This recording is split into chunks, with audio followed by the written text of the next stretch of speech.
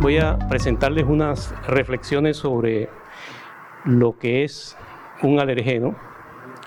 Parto del supuesto de que todos conocemos aquí lo que es un alergeno. Esas son las definiciones que tenemos hasta el momento. La primera es la más general, la segunda es más científica, pero también general, y la tercera se refiere a la producción de inmunoglobulina E. Pero sabemos que esta última de la producción de inmunoglobulina E es una definición que se basa en el concepto de que finalmente el alergeno, como ustedes ven allí, induce la producción de inmunoglobulina E específica contra la molécula que estimula el sistema inmunológico en ese momento. Pero sabemos que los alergenos utilizan varias vías, no solamente la producción de inmunoglobulina E, sino que también estimulan la respuesta inmune innata y también la respuesta de tipo celular. Así es que creo que es conveniente ampliar la definición de alergeno a tener una molécula, una sustancia que sea capaz de inducir una respuesta alérgica. La alergia quiere decir una respuesta alterada.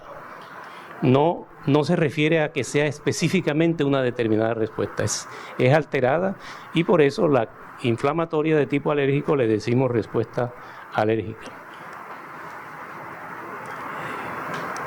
En ese capítulo del libro MAUT de la EAACI escribimos por qué razón un alergeno es alergeno. Pero como era un capítulo, un capítulo muy pequeño, entonces ahí no hubo la oportunidad de extenderse a ciertas explicaciones que quiero profundizar esta tarde. Hay dos posibilidades de por qué una molécula es alergénica. Una, por su estructura intrínseca, es decir, por la molécula, que la misma molécula tenga algo que hace que se produzca inmunoglobulina E.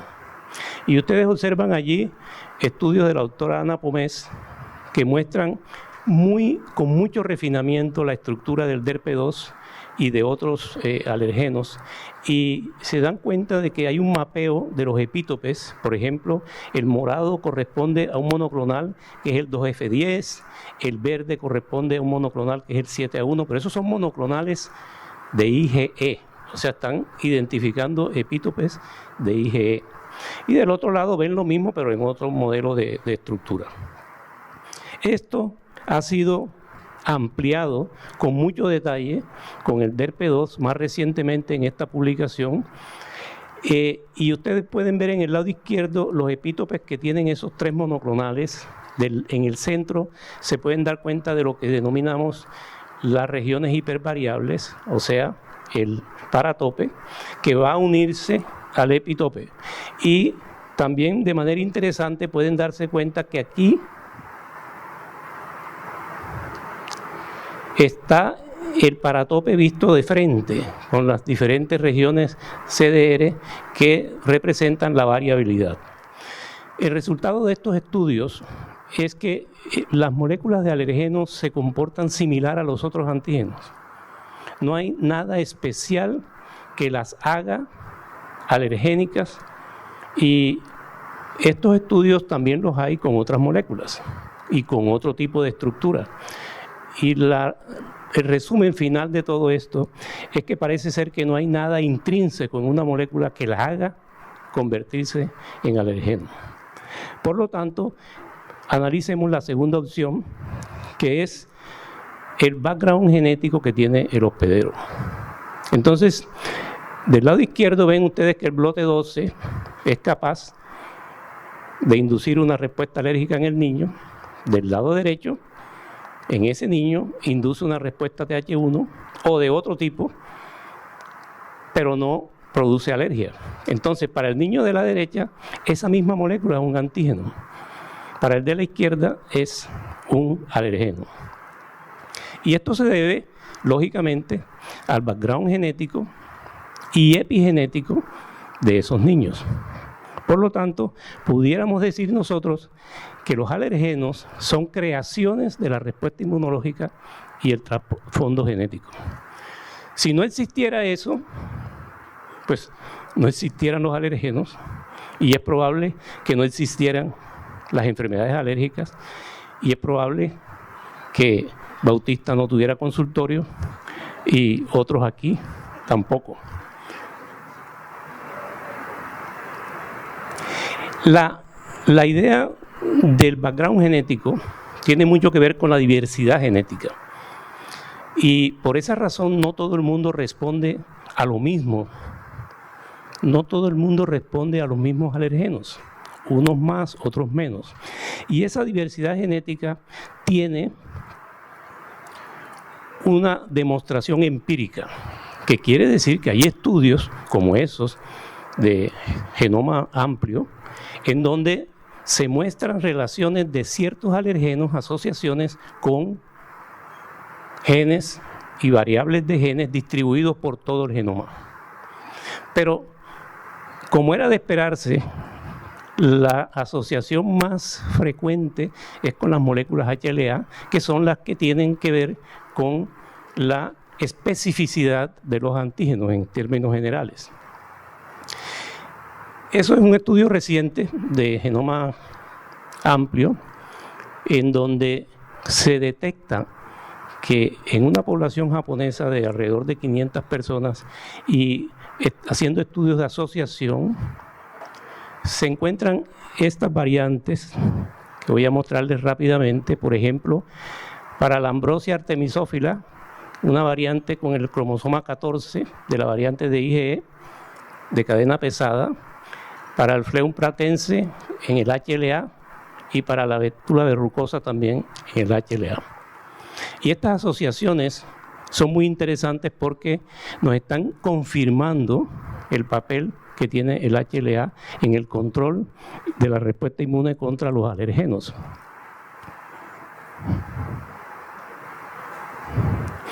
Pero nosotros no sabemos cómo funciona esta relación con el HLA, por lo menos con los alergenos de los pólenes y de los ácaros. Pero traigo este ejemplo porque en este ejemplo sí se sabe cómo es la relación de la molécula con el HLA.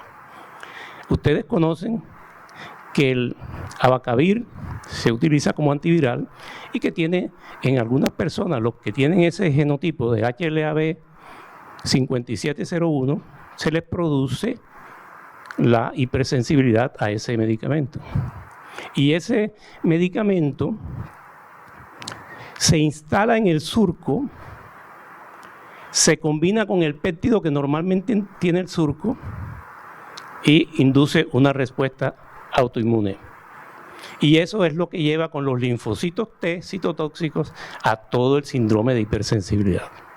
Entonces, en este caso, sabemos el mecanismo, pero lo que no sabemos es cómo hacen los alergenos de ácaro, el del P1, el otro, y qué péptidos se ponen en el surco para que esto pase o pase algo similar. Hay otros genes que me interesa mucho hacer énfasis, otros genes que se han asociado a esta respuesta. Aquí está de la inmunidad innata la 33 y el TSLP, y de la inmunidad adaptativa la interleuquina 4 y la 13. Estas asociaciones están indicando la importancia que tienen esas moléculas en la patogénesis de la inflamación inducida por los alergenos. Y en este estudio, esta es una recopilación de los estudios de asma, observen cómo las flechitas muestran que hay asociaciones a nivel genómico en diferentes poblaciones con TSLP, interleuquina 33 y el HLA. Eso quiere decir que la importancia de la relación con el alergeno llega hasta la propia enfermedad. Y eso es muy, muy importante y muy diciente de cómo actúan estos alergenos en la patogénesis de las enfermedades. En este editorial he planteado algunos puntos con respecto a la evolución de la respuesta inmunológica con respecto a los alergenos y el impacto que tiene actualmente. Aquí vemos que de este lado, en el epitelio, produciendo estas citoquinas, y en esta vía, que es la vía adaptativa, se asocian estas otras citoquinas, que son las que detectan los estudios de tipo genómico. Entonces, si actualmente está sucediendo eso, es decir, que el alergeno llega, estimula, produce alarminas y todo se desencadena, es posible que evolutivamente esto haya estado sucediendo también. Por eso decimos que la ontogenia recapitula la filogenia. Y la ontogenia es este lado, los alergenos actuales, la respuesta innata y luego la adaptativa. La filogenia es lo mismo, pero con millones de años de diferencia. Entonces eso se va formando. La respuesta innata, por ejemplo, es curioso, pero el ST2, que es el receptor de la interleuquina 3, apareció primero evolutivamente que la interleuquina 33. Y es curioso también que en la respuesta adaptativa el receptor de la inmunoglobulina E evolutivamente apareció primero que la inmunoglobulina E. Esto tiene otras repercusiones teóricas que no es el momento de discutir, pero lo que nos está indicando es que entonces sí, al parecer, el aspecto evolutivo concuerda con lo que está sucediendo en este momento. Ahora, ¿qué hay de evidencias de tipo empírico? Hay muchos estudios. En esto ven ustedes cómo los eosinófilos, las células cebadas, están antes de la inmunidad de tipo adaptativo. Observen que hay muchos trechos en la evolución antes de que aparezca la inmunoglobulina E en los mamíferos. Hay mucha evolución antes, muchos años evolutivos. Esto nos está indicando que en realidad la respuesta innata evolutivamente fue primero que la respuesta adaptativa. Ahora, ¿qué evidencias hay actualmente de que la respuesta innata es capaz de inducir respuestas alérgicas? Por ejemplo, en los peces, en los teleostos que ya tienen una inmunoglobulina pero que no es IgE, en los peces se observan reacciones de hipersensibilidad. Es difícil detectar cuál es el alergeno, pueden ser toxinas, inclusive productos bacterianos, pero en los peces actuales, la gente que trabaja en inmunología de peces observa que hay reacciones de hipersensibilidad sin que haya inmunoglobulina E. Los basófilos y las células cebadas son bastante más antiguos que todo esto. En esta revisión que hizo la profesora Saksuk cuando era mi estudiante de doctorado, escribimos más o menos este campo de la evolución con mucho detalle para quienes de pronto estén interesados en profundizar un poco en este tema. Pero si ustedes quieren ver el panorama de aquellas épocas de que yo estoy hablando, aquí tenemos esta figura muy interesante del profesor Pichard en esta revisión bien buena. Y observen ustedes lo siguiente. Fíjense dónde estamos nosotros, ya en el cuaternario. Fíjense dónde están los peces que me refería ahora. Dónde están los insectos, las gimnospermas, las angiospermas. Aquí aparece la IgE y aquí aparecen los primeros mamíferos que comen insectos, insectívoros. Y por acá aparecen los parásitos. Entonces esto nos lleva a preguntarnos, ¿cuáles fueron los primeros alergenos?